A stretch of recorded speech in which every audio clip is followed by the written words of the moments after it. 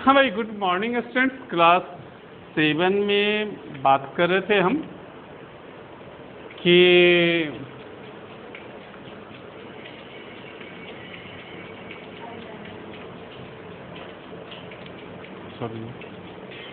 Seven में बात कर रहे थे भाई कि पिछले दिन लेसन 2 जो था वो ख़त्म हो गया था, और लेसन 2 जब खत्म हुआ था तो हम आपसे विश किए थे कि हम एक्सरसाइज आपको करा देंगे।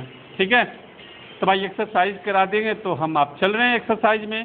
आप निकाल लीजिए पेज नंबर 24, और 24 में पहला क्वेश्चन होगा कि this organ in human being start with mouth and and with anus. ऐसा ऑर्गन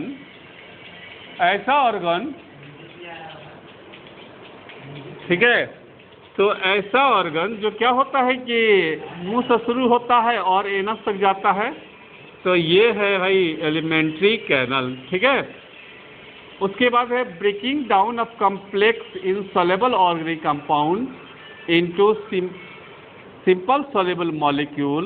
तो इसमें होगा digestion. Pseudopodia help in digestion of food in amoeba. The largest gland in human body is liver. The permanent teeth in human body made up of the how many teeth? एक बार, the permanent set of teeth in human made up how many teeth? 32. Which carbonate can be ruminant not digest easily? तो इसमें आप कर दीजिए cellulose. ठीक है, उसके बाद है आपको वन वर्ड है, वन वर्ड में है द प्रोसेस। भाई ऐसा है कि देखो, हम डाइजेशन की बात कर रहे हैं और हमारे सामने डाइजेशन का प्रोसेस चल रहा है।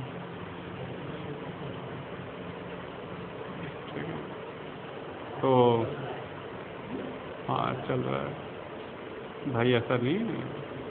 ठीक है, तो बात कर रहे थे हम कि नेम द फॉलोइंग में क्या है भाई? The process by which organism take in food ingestion.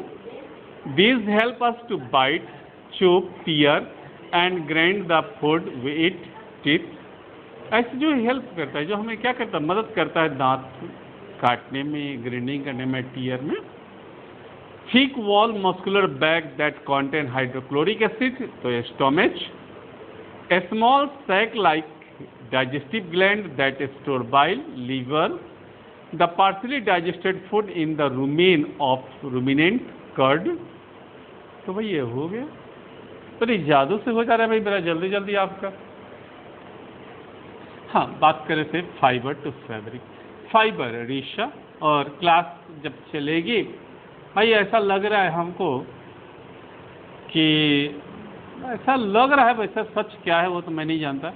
शायद बहुत जल्दी आपको स्कूल बुलाया जाएगा। ठीक है, क्योंकि कुछ हमारे टीचर कह रहे थे कि भाई मन नहीं लग रहा है, तो और हमको ने पूछा भाई मन क्यों नहीं लग रहा है आपका?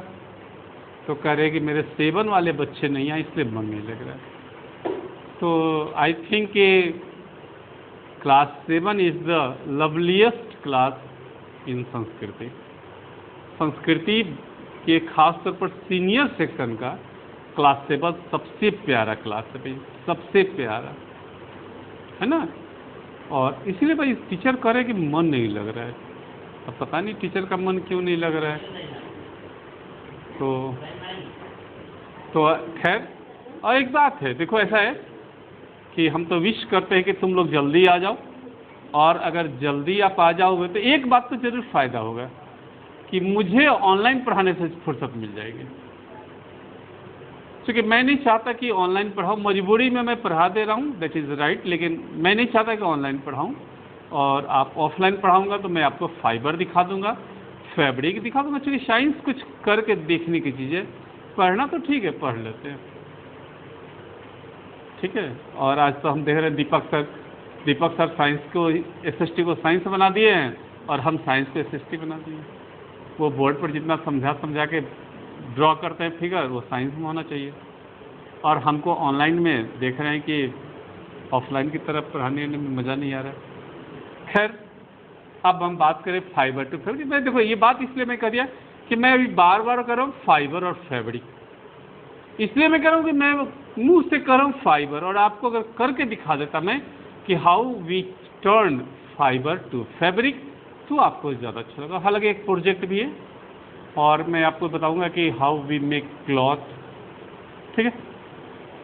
हाँ, एक बात है, हमें क्यों ज़रूरत पड़ी, कपड़े की ज़रूरत क्यों पड़ी?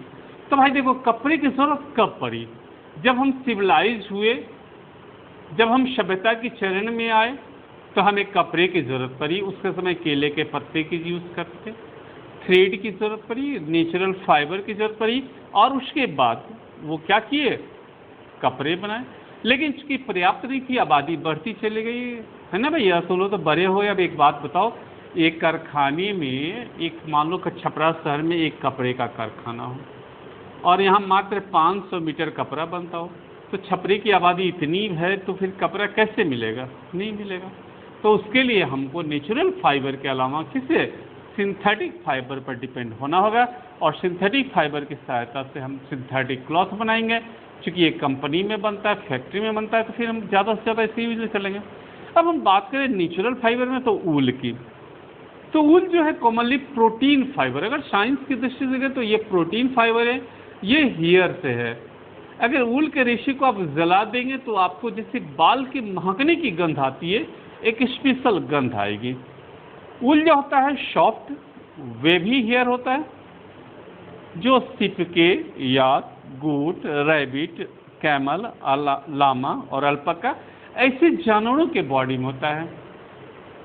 अब एक बात सोचो, मैं कहना नहीं चाह रहा था, अब भेड़ से निकालते कैसे हैं, है ना?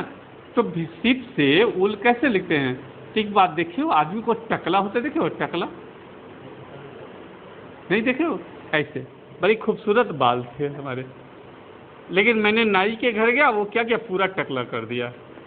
तो भाई हम तो टकला हुए तो थोड़ा सा बाल निकला होगा, सिप के पूरे बॉडी को टकला कर दिया जाता है, और उसके बॉडी से क्या होता है, सारा बाल निकाल लिया जाता है ना, और फिर वो टकला हो जाता है। फिर देखो मेरे बाल 1 महीने में जम गए, फिर सिप के बाल भी जम जाएंगे, और वो हेयर, वो जो ऊल है, हेयर है, सिप हेयर, उसको क्या किया जाता है, उससे क्लॉथ बनाया जाता है ना, और उसको कहा जाता है वूलन क्लॉथ।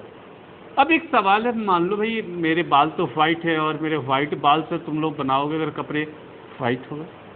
कुछ लोगों के बाल ब्लैक होते हैं, उनसे ब्लैक होगा। तो कुछ लोग के अच्छी क्वालिटी के बाल होते हैं, और कुछ के क्या होते हैं कि थोड़े अच्छे नहीं होते हैं। हाँ भाई, आजकल हाँ याद आ गया, आजकल टीवी पर देख रहे थे टाटा निहार का प्रचार, सिल्की बाल, नारियल तेल लगाओ। तो अब मैं सोच रहा था कि मेरे पास जितनी भेड़ बकरी है सबको मैं क्या करूं, नारियल की तेल लगाऊं, ताकि सबके बाल कैसे जाएं, सिल्की हेयर, खूबसूरत हो जाए, है ना? हाँ, तो एक सवाल और था कि ऊल लेंगे किससे हम? तो ऊल हमें मिलता है शिप से, गोट से, याक से, कैमल से, लामा और अल्पाका से। ठीक है। इसके अलावा रैबिट से, अंगोरा नामक रैबिट से हमको भी बाल मिलती है, जिससे फेमस होता है अंगोरा। और एक और गोट होती है पश्मीना, बहुत मुझे याद है, पश्मीना गोट कश्मीर में होती है, और उसके बालों से जो बनता है शॉल, पश्मीना।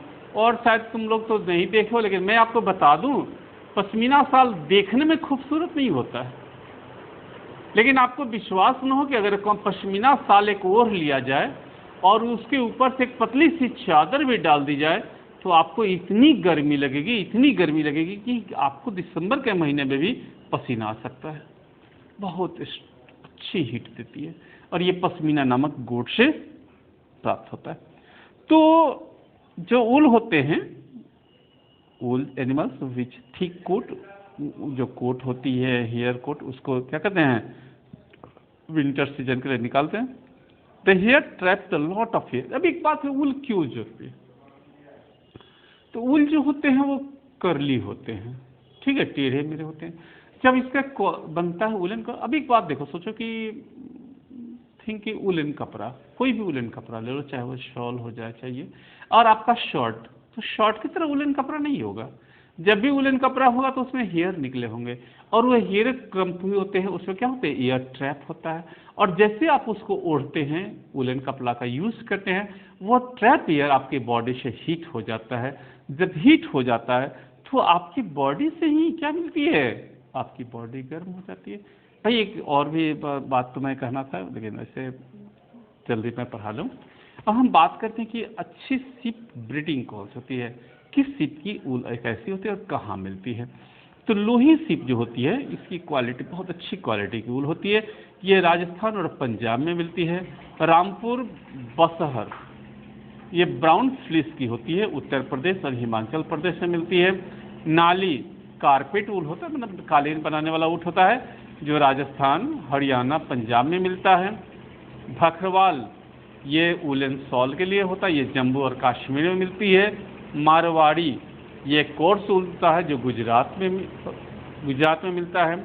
और पटवाड़ी, ये होजियरी मतलब है कि ये टोपी, स्वेटर, मफलर इसके लिए होता है, जो गुजरात में होता है। ठीक है, अब हम अगले दिन बात करेंगे production of wool. Thank you, आज इतना ही।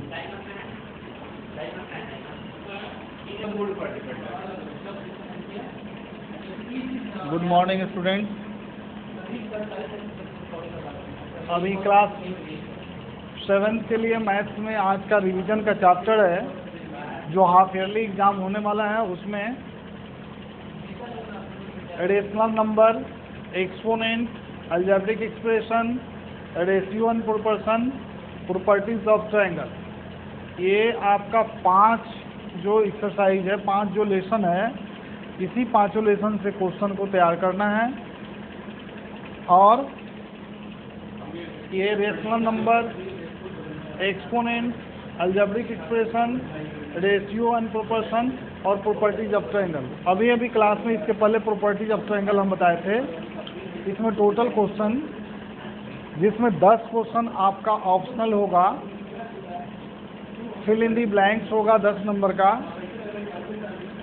उसके बाद मैच द फॉलोइंग होगा 10 नंबर का, और 3 मार्क्स का क्वेश्चन आपका 500 होगा, 4 मार्क्स का होगा और 5 मार्क्स का होगा। तो इस तरह से आज से आपका रिवीजन शुरू होगा। कल हम इस रेशनल नंबर में जो ऑब्जेक्टिव क्वेश्चन है वो कल हम बताएंगे। आप इस चीज़ की तैयारी कर लें। और जो लॉन्ग टाइप का क्वेश्चन है, properties of triangle, algebraic expression, ratio and proportion, exponent, ये 4 से आपका लॉन्ग टाइप का क्वेश्चन होगा, 3 मार्क्स का या 4 मार्क्स का। और आप ये जो एग्ज़ाम होगा ये ऑफलाइन होगा, यानी आपको एग्ज़ाम स्कूल में आकर देना होगा। इसलिए आप स्कूल के तरफ धीरे धीरे मूव करना शुरू कर दीजिए और कॉपी चेक करवाना शुरू कीजिए। स्कूल में आइए तो कॉपी लेकर आइए, ताकि यह चेक हो सके और ये प्रैक्टिस आपका शुरू होना चाहिए। Thank you.